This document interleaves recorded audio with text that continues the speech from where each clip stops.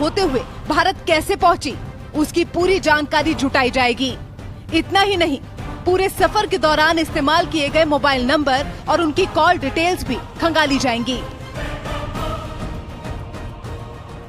इस वक्त हम सचिन और सीमा हैदर की घर के ठीक बाहर की उस गली में है। इस गली में ये नहीं मिल पाई कि ये कौन लोग हो सकते हैं, लेकिन ये कि भीड़ आज बिल्कुल और पार कर पाकिस्तान से हिंदुस्तान आई सीमा ने मीडिया की खूब सुर्खियां बटोरी। सचिन और सीमा की प्रेम कहानी के चर्चे भारत ही नहीं बल्कि पाकिस्तान में भी खूब हुए। आसपास ही नहीं, दूर दराज से लोग इस पाकिस्तानी बहू से मिलने और देखने आए। सब लोग कह रहे हैं गायब हो चुकी है। किसी ने ये भी पूछा है कि गायब क्यों हुई है। किसी ने उनके घर वालों के बारे में पूछा है कि आज तक उन्होंने खाना खाया है। 4-5 दिन पहले लगा, अब उसका गले में थोड़ा इन्फेक्शन, वो तो अधिकारी लोग शक कर रहे थे, वो भी आखिर क्या जरूरत थी। और नोएडा में रहने के बावजूद भी एजेंसियों को इसकी भनक कैसे नहीं लगी। ऐसे कई सवाल हैं जो इस लव स्टोरी से इतर सीमा को शक के दायरे में खड़ा करते हैं। यही वजह है कि एटीएस को अब इन सवालों का जवाब तलाशने की जिम्मेदारी दी गई है। साथ ही सीमा का सच हिंदुस्तान के सामने भी लाया जाएगा। एटीएस सूत्रों की माने तो एजेंसी अपनी जांच में सीमा हैदर नेपाल के रास्ते भारत में घुसी थी। नेपाल में भी सीमा हैदर के ट्रैवलिंग रूट की जांच होगी। नेपाल के जिस होटल में सीमा रुकी उसकी भी जांच होगी। काठमांडू में सीमा सचिन 7 दिन तक साथ रुके थे। जहां सीमा सचिन साथ रहे उस होटल की भी जांच होगी। जिन लोगों ने भारत में सीमा की एंट्री कराई उनकी भी तलाश। इसके अलावा भी कई सवाल हैं जिनके जवाब खुफिया एजेंसियों को अब तक नहीं मिले हैं। इन्हीं सवालों के जवाब ढूंढने के लिए यूपी एटीएस ने जांच पड़ताल शुरू कर दी है। इस वक्त हम ग्रेटर नोएडा के रबुपुरा के उसी घर में मौजूद हैं जहां पर सचिन और सीमा रह रहे थे। और आपको बता दें, कुछ देर पहले यहां से यूपी एटीएस सचिन, सीमा और पिता नेत्रपाल को यहां से पूछताछ के लिए ले गई है। हालांकि कहां ले गई ये अभी तक स्पष्ट नहीं है, लेकिन अब तीनों से इधर हिंदुस्तान में सीमा मिस्ट्री बनी हुई है, वहीं पाकिस्तान भी सीमा के हिंदुस्तान आने से बौखलाया हुआ है। पाकिस्तान के सिंध में हिंदुओं को धमकी मिल रही है। इस बीच एक मंदिर पर भी रॉकेट लॉन्चर से हमला किया गया, क्योंकि इसी ग्रुप ने सीमा को वापस पाकिस्तान भेजने की धमकी दी थी। हमने पाकिस्तान से आए शरणार्थी हिंदुओं से भी उनका दुख और सीमा मामले पर उनकी राय जानने की कोशिश की। लेकिन ये भी सच है कि हिंदुस्तान की बहू बन चुकी सीमा हैदर को भारत में बेहद प्यार भी मिल रहा है। उसे सराखों पर बिठाया जा रहा है। Bureau report, news 18।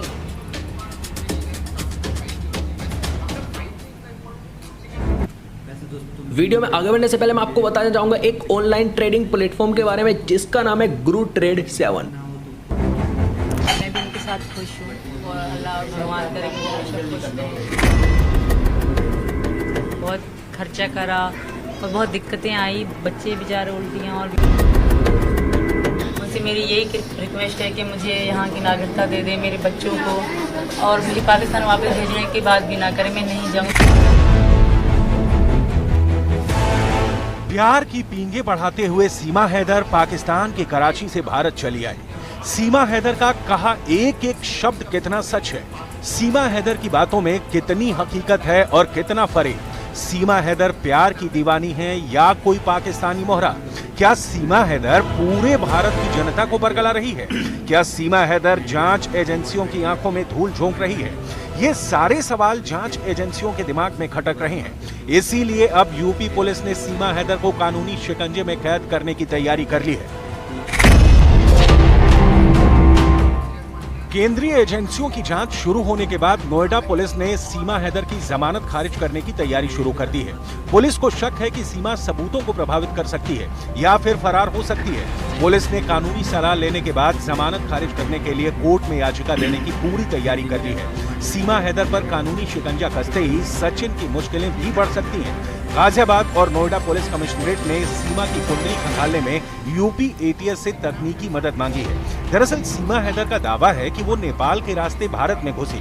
सीमा का ये दावा भारतीय जांच एजेंसियों के गले नहीं उतर रहा है, क्योंकि नेपाल के रास्ते भारत में घुसपैठ करना इतना आसान नहीं है जितना कि सीमा हैदर बता रही है। इसीलिए अब पुलिस उसके बयान की जांच करने में जुट गई है।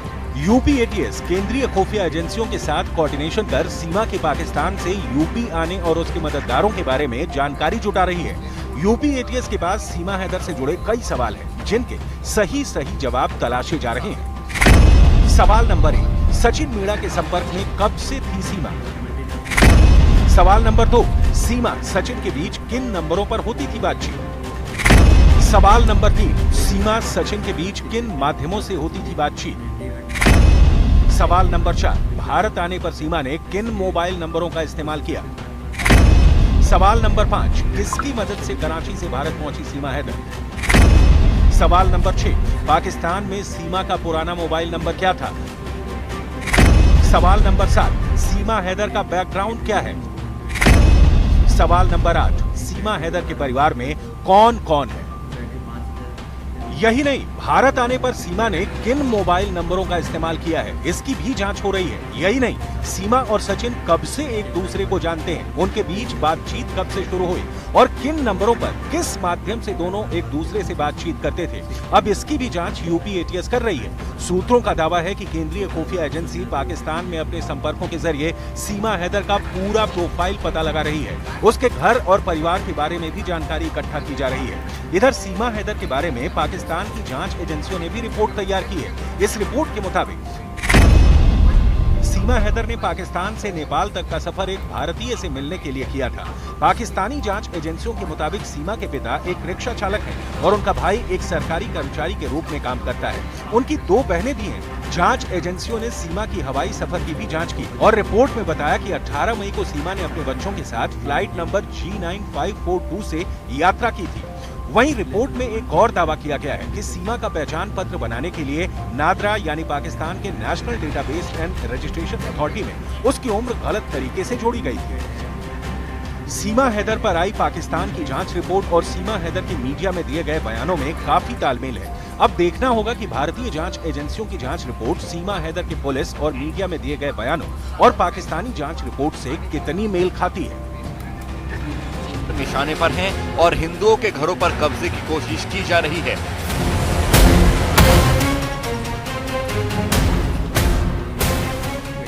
पाकिस्तान के दक्षिणी सिंध प्रांत में डकैतों के एक गिरोह ने एक मंदिर पर रॉकेट लॉन्चरों से हमला कर दिया। जानकारी के मुताबिक हमलावरों ने सिंध प्रांत के काशमोर इलाके में एक मंदिर को निशाना बनाया है। इस दौरान अल्पसंख्यक समुदाय के लोगों के घरों पर भी गोलियां बरसाई गईं। गनीमत ये रही कि रॉकेट लॉन्चर तकनीकी खराबी के चलते फेल हो गया, जिससे किसी तरह के जानमाल को कोई नुकसान नहीं पहुंचा। खबर ये भी है कि डकैतों ने हिंदू समुदाय के 30 लोगों को बंधक भी बना लिया है। ह्यूमन राइट्स कमीशन ने एक ट्वीट किया, उसमें उन्होंने दावा किया कि जो 30 हिंदू हैं वो हॉस्टेज हैं इन डाकुओं के पास। तो फिर उसमें ये भी बताया उन्होंने, HRCP ने ट्वीट में ये भी कहा कि जो मंदिर पे हमला हुआ है उसकी भी उन्होंने कंडेम किया और गवर्नमेंट ऑफिशियल से नोटिस लेने का भी उन्होंने अपील की। जब काशमोर कंदकोट के SSP इरफान सैम्मो ने नेतृत्व में एक टीम घटनास्थल पर पहुंची तो दहशतगर्द अंधाधुंध गोलीबारी करते हुए भाग निकले। पुलिस अधिकारी ने बताया कि हमले में 8 से 10 बंदूकधारी शामिल थे। डकैतों के दागे गए रॉकेट लॉन्चर का निशाना चूक गया था, जिससे कोई जानमाल का नुकसान नहीं हुआ। हिंदू समुदाय के लोगों को हम भरोसा दिलाते हैं कि उनकी सुरक्षा की जाएगी। पाकिस्तान के मानव अधिकार आयोग ने सिंध के काशमोर और घोटकी जिलों में बिगड़ती कानून व्यवस्था पर चिंता जाहिर की है। काशमोर में बड़ी संख्या में हिंदू आबादी है। ऐसे में हमले के बाद से लोगों में डर का माहौल है।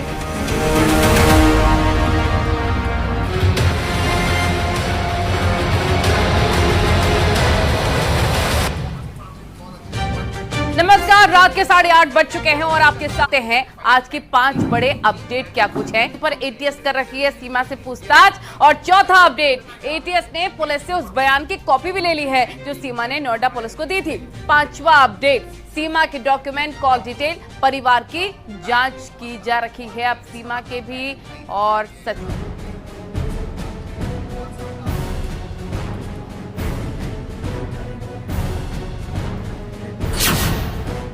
इश्क में आतंकी साजिश के सबूत।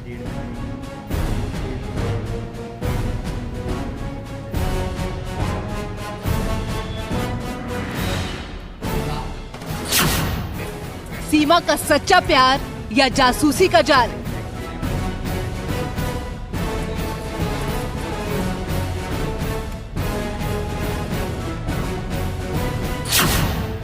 सीमा सचिन की मोहब्बत पर एटीएस की पड़ताल।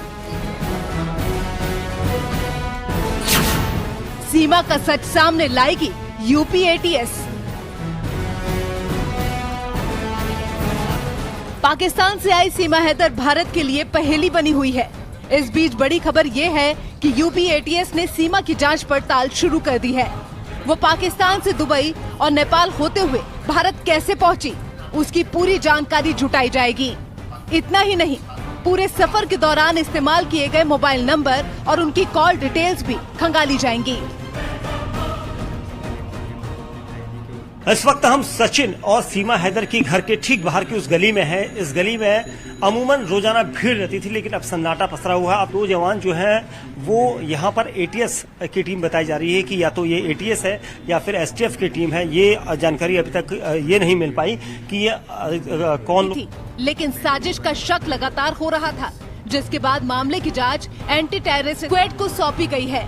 अपनी जांच में एटीएस सीमा हैदर के इंडिया आने के पूरे रूट की जांच करेगी।